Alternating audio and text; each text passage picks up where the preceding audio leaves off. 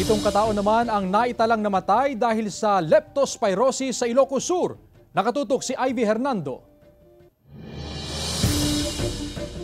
Ang isang maliit na sugat sa paa, halos nagdala sa bingit ng kamatayan sa 36 anyos na si Allen Pizalbo ng Barangay 2, Vigan City. Nakaranas daw siya ng pananakit at panghihina ng katawan, pagsusuka at paninilaw ng balat. Nagpakonsulta siya sa ospital pero sa ICU na siya dinala. Ang diagnosis, severe leptospirosis. Nakuha raw niya ito sa baha dulot ng nagdaang bagyong Egay. Idi nalpas kami nga nagdalos dito, inapana pala nagtrabaho. Hindi ko makadomingo pala ay nasuro makadomingo.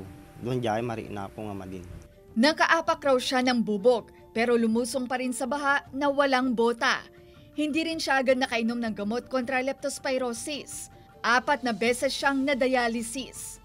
Okay, gamyaman na laingin nga po nata nalasata. Ito nga kuan sakitin. Sa datos ng Department of Health ng Ilocos Sur, sa loob lamang ng 2 buwan, umabot sa 58 ang kaso ng leptospirosis sa lalawigan, kabilang ang isang residente ng Abra na tinamaan ng sakit habang nasa lalawigan. 7 rito ang nasawi, 22 anyos ang pinakabata. Mula 2018, ngayong 2023 ang may pinakamataas na naitalang kaso ng leptospirosis. Pinakamarami rin ng bilang ng nasawi. Actually, it's alarming in the sense na for the past 5 years, kung mapansin natin, for every 100 cases, 10 yung namamatay. Kaakibat ng pagdami ng populasyon ng tao ang pagdami rin ng mga basura.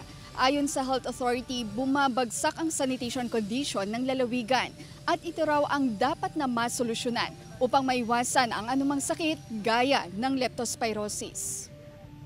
473 boxes ng gamot kontra leptospirosis ang naipamahagi ng DOH.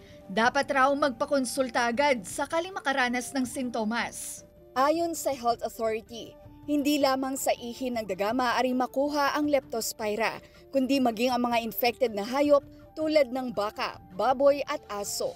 Kasama si Norman Raca, Ivy Hernando, 1 North Central Luzon.